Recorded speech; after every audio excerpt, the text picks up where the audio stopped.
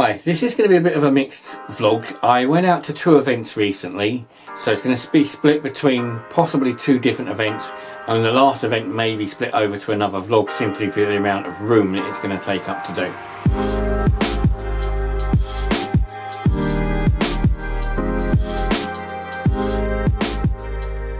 So firstly, on the Sunday the 12th, I went to the Pugathon. Now, I've spoken about that before in a recent vlog. I went at the end of the Pugathon, so it was really sort of the last hour.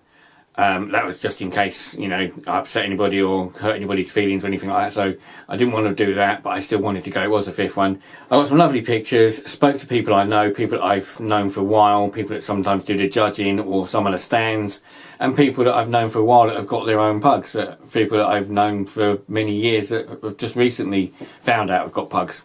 The other event in this video is the London Motor Show. There was a lot of hype on the website and on Facebook and on the adverts for the show, and it made it look a lot like the London Motor Shows that have been previous. You know, I've been to one 2006 and 2008, and they were very, very large at London XL. Great, fantastic shows. So this one's been run by a company called leasing.com, and the advert on the show, so it looks quite good. The advert on here, worth going and have a look at that. That's also going to take up a vlog. It might be across a couple of vlogs simply because with the motor show I took the GoPro and the Panasonic camera. My big problem is I haven't bought the microphone yet for the GoPro. The GoPro is using its inbuilt microphone in the housing, which meant I got a lot of popping and scratching and other noises. So although I did about, well, 14 gigabytes worth of video, which is about an hour and a half worth of video, obviously to be edited down and cut down, probably 90% of it is unusable because of the noise that's in it. So I will cut bits of it into this vlog. So anyway, bear with me in this vlog. As I said, it may be split into 2 because there's a lot of stuff from the car show, and hope you enjoy. So I was trying to cause as least distress as possible to anyone. I've come to the I've come to the Pugathon virtually at the end of the event, so it's been on since 11. I got here probably about 1:15, something like that, just in time to see the parade. It is the 5th one, so it's a very good parade and it's a very good show. Probably too late, there's not so many people as I thought there would be, but still, it's worth coming to, get nice little pictures and nice people again.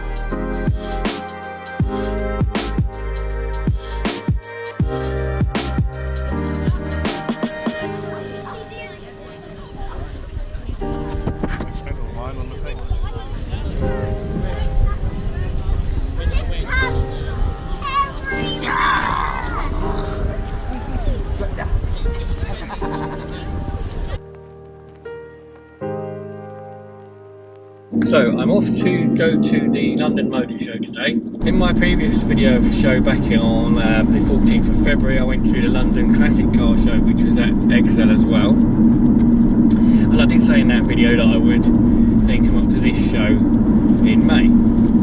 If you've watched my last video, you'll see that I did a little bit about the Coke energy drink that had recently come out, which wasn't too bad, but it was a bit over the top and stuff.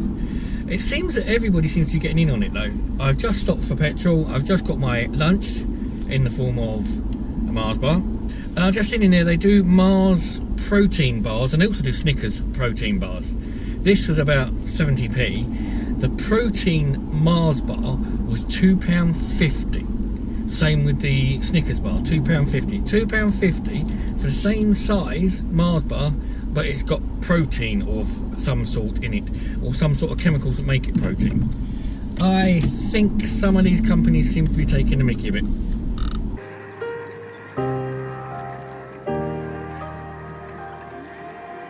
Seems to be loads and loads of different shows on this area today. Once before when I came here it was both halls. Now they seem to split it just into one. So it means it's going to be a much smaller show, but even so, still worth a look. So, oddly enough, the show isn't even as big as the classic car show I came to back in February. It's a smaller hall, probably less stands to be honest with you. But I said a few more modern cars. Tesla have arrived again, it's behind me. This is amazing. This is behind me, it's the Jaguar F Pace. It's a beautiful looking car, it's a comfortable looking car. The amazing thing is you can literally hire this car now for $49.99 a day, which is incredible considering its size. Unfortunately, the car does have one of a lot of people's pet hate. That's the side steps down here. It can be a little bit uncomfortable for an adult getting out of the car and then stepping on it and tripping over the thing. So probably if you're going to specify one, you specify one without the running boards. Just come from the F Pace Jaguar, which is over there behind me, to the all-new I Pace, which is World Car of the Year. This is a different looking car altogether. I quite like the style of this. The blue colour of this car is just amazing. I love this colour scheme. I've just been looking at the Jaguar 4x4, the F Pace. So this is the Audi, the all-new Audi Q8, which is a lot bigger and a lot longer in size. One of the things I wasn't expecting on the Audi was pillarless doors. They've even put the Audi logo in the door. Got a beautiful interior. I mean, everything is electric. You can see you've got controls for everything. It's just awesome. So a bit of volume. Very dark interior. It's got beautiful dark leather, dark headlining, nice lighting up here, nice lighting on the dashboard. It's a fully LCD dashboard, but it feels quite cramped. The windscreen's actually very small. So if I'm looking from a sort of a driving point of view, that windscreen's really quite small, to be honest. So it feels a bit dark and cramped in here, but it is beautiful looking. I imagine if it was out in the daylight, out in the road, it'd probably look a lot better. You've got this new electronic gear selector, which hardly moves at all. It's quite futuristic looking. It looks a bit like the inside of the Starship Enterprise.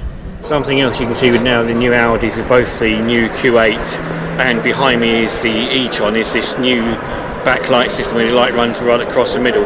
Very similar to the Porsche Cayenne, the latest model, with again with this light line running across the back. It's really, really stylish, and it sort of stands out a lot more on the E-Tron. The E-Tron's a much darker car, but again, it's brilliant rear light system. The E-Tron has a similar feel to the Q8, except for it's slightly different in the fact that it's all electronic. This is an electronic car, but everything in the car is electric. So they've made the whole thing sort of match around this electric interior, the electric powertrain, even the wing mirrors. There's no wing mirrors as such. You've got reversing cameras or rear-facing cameras. These little side mirrors. So the actual LCD display shows you what's behind you, and you go outside, you've got this tiny little camera. But I think it's a clever idea. Got a new interior centre console. This one again, very nicely laid out. You've got your map display on the top here, and then of course you've got your seat controls, radio controls and other things down here, which is quite a nice idea. I think those mirrors will take some getting used to there, because they look a bit strange, but I suppose eventually you would know what you're doing with them. The charging solution is quite nice as well, because instead of just having like a flap, you actually pull down from the side.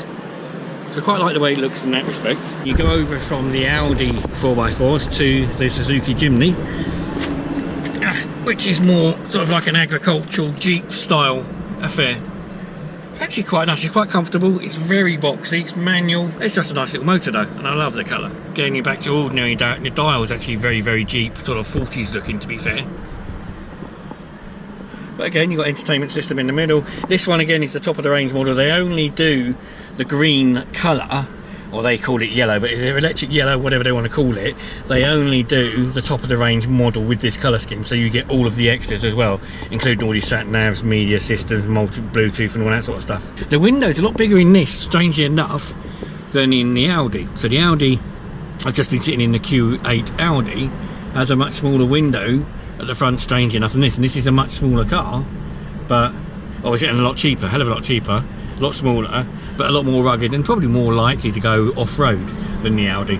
From those extremes of the Audi 4x4s, Suzuki Jimny, to the Rolls Royce Cullinan, which is behind me, which is a very odd, call this sort of a grey sort of colour. It's sort of an off-white stroke grey.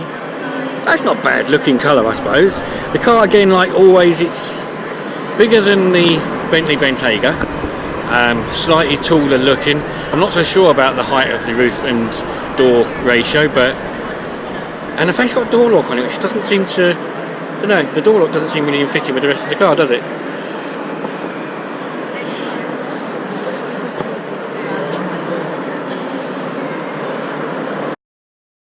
the Maserati is a better looking car out of all of them, even say so compared to the Rolls Royce.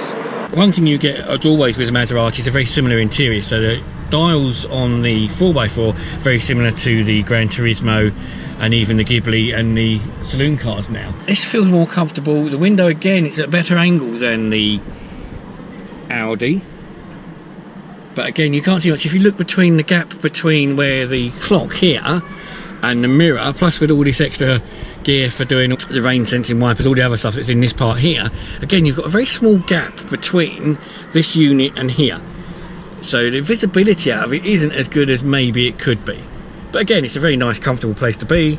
Brilliant centre console again, really nice gear selector. I'm not so sure about the name of the Levante, but it's a very nice car. The leather's very nice. Again, you've got sort of like a black headlining, which is nice. This one, of course, you have the full panoramic sunroof or panoramic glass roof.